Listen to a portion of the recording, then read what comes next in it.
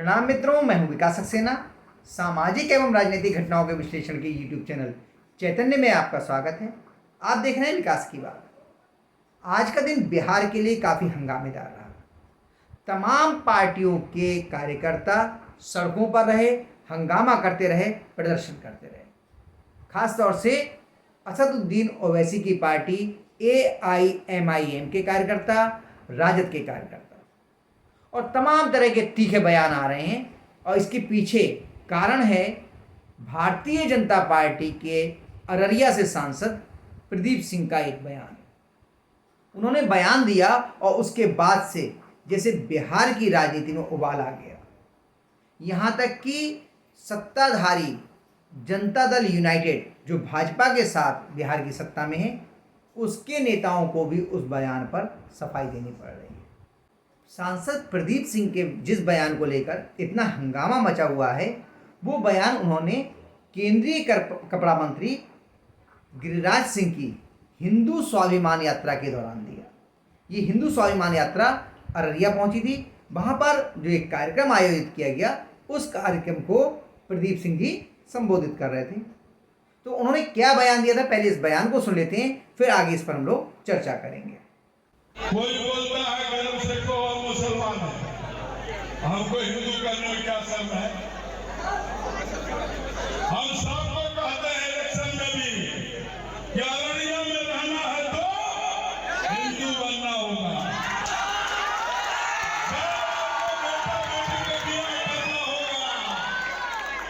बेटा बेटी का ब्याह करना होगा, तब जात खोज लीजिएगा, परिवार खोज लीजिएगा, नस्ल खोज लीजिएगा, हड्डी खोज लीजिएगा, खानदान खोज लीजिएगा। जब बेटा बेटी का संबंध करना है, आज कौन करेगा देश की रक्षा? बताइए, इस देश की रक्षा कौन करेगा? तो आपने ये बयान सुना। इस बयान में प्रदीप सिंह जी ये कह रहे हैं कि कोई लोग अपने आप को अल्पसंख्यक कहते हैं, कुछ मुसलमान कहते हैं, तो हमें खुद को हिंदू कहने में शर्म क्यों आनी चाहिए। प्रदीप सिंह ने कहा कि हमें अगर अररिया में रहना है तो हिंदू बनकर रहना होगा, हिंदू बनना होगा। और इतनी ही लाइन को उठाकर चाहे राजद के नेता तेजस्वी यादव हो गए या असदुद्दीन ओवैसी की पार्टी के लोग हो गए, उन्हें लग रहा है ये भड़काऊ बयान है और मुसलमानों के विरुद्ध दिया गया बयान है। जबकि उन्होंने अपने बयान में कहीं भी मुस्लिम का इस्तेमाल ही नहीं किया है। उनके पूरे बयान को अगर हम सुने तो वो कह रहे हैं कि हिंदुओं को जाति पात के बारे में नहीं सोचना चाहिए। बोले जब मैं वोट मांगने जाता हूँ, मैं तब भी कहता हूँ कि आप हिंदू बन करके सोचिए। अगर जाति आदि के बारे में सोचना है तो जब बेटा बेटी का ब्याह करने जाओ, उसका संबंध करने जाओ, तब आप जाति खोज लेना, खानदान खोज लेना, नस्ल खोज लेना और जितनी बातें अच्छी देखनी हो वो सब देख लेना, लेकिन तब जब मामला शादी ब्याह का हो। लेकिन अगर देश की रक्षा का सवाल है, तब आपको जाति पात से ऊपर उठकर हिंदू बनना होगा। तो आखिर क्यों ये लोग हंगामा काट रहे हैं, क्यों इसे मुसलमानों के विरुद्ध ये सांप्रदायिक बयान दे रहे हैं। हिंदू समाज को जातियों में बंटने से रोकने के लिए अगर कोई एक बयान दिया जा रहा है किसी सांसद की ओर से, तो इस पर इस तरह के हंगामे की आवश्यकता क्या है। अब तो प्रदीप सिंह जी के लिए कुछ लोग धमकियां देने लगे हैं। क्यों ये तमाम विपक्षी दल लगातार इस बात के प्रयास में लगे हुए हैं कि हिंदू समाज जातियों में बटा रहे। इसी के लिए जाति जनगणना का शिगूफा छोड़ा जा रहा है। आरक्षण को लेकर तरह तरह की अनर्गल बातें की जा रही हैं, भ्रामक प्रचार किए जा रहे हैं, ताकि विभिन्न जातियों के लोगों के बीच में आपस में विद्वेष बढ़े, मनमुटाव बढ़े।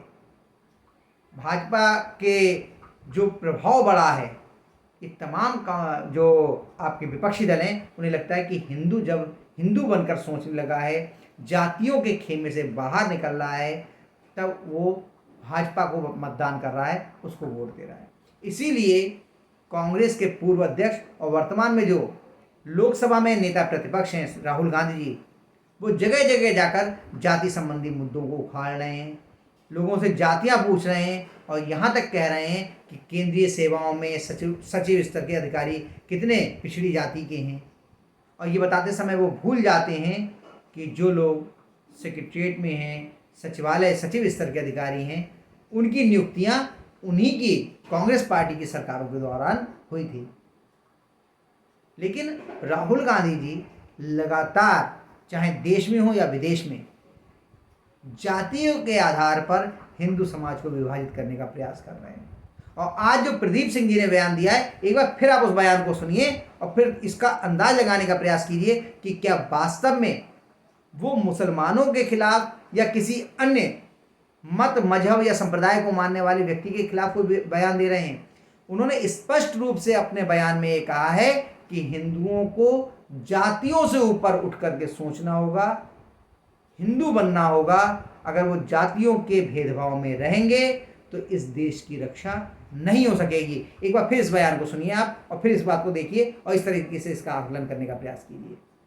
कोई बोलता है गर्म से को हम मुसलमान हैं, हमको हिंदू करने में क्या शर्म है। हम सबको कहते हैं इलेक्शन में भी कि अररिया में रहना है तो हिंदू बनना होगा,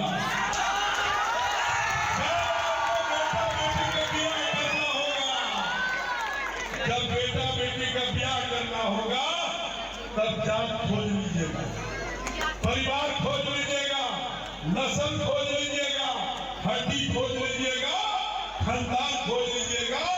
जब बेटा बेटी का संबंध करना है, आज कौन करेगा देश की रक्षा? बताइए, इस देश की रक्षा कौन करेगा?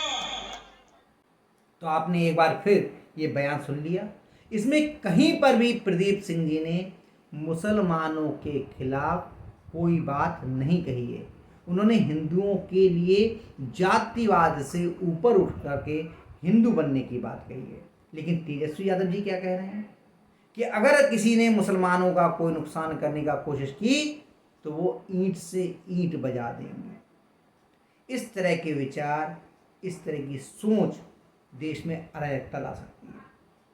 पता नहीं क्यों जितने भी ये तथाकथित सेकुलर दल हैं जो सेकुलरिज्म के नाम पर मुस्लिम तुष्टीकरण की बातें करते हैं, मुसलमानों को उकसाने की बातें करते हैं, उन्हें देश की मुख्य धारा में शामिल होने से रोकने के प्रयास करते हैं, वो लोग सही मायने में अर्थ का अनर्थ करने का प्रयास कर रहे हैं।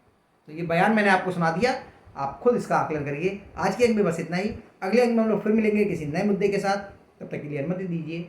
आपसे अनुरोध है कि अगर आपको ये वीडियो पसंद आया हो तो इसे लाइक कीजिए, शेयर कीजिए और हाँ, अगर इस चैनल पर आप नए हैं तो आपसे ये भी अनुरोध है कि इस चैनल को सब्सक्राइब करने के बाद नोटिफिकेशन का बेल आइकन जरूर दबाइए। धन्यवाद। प्रणाम।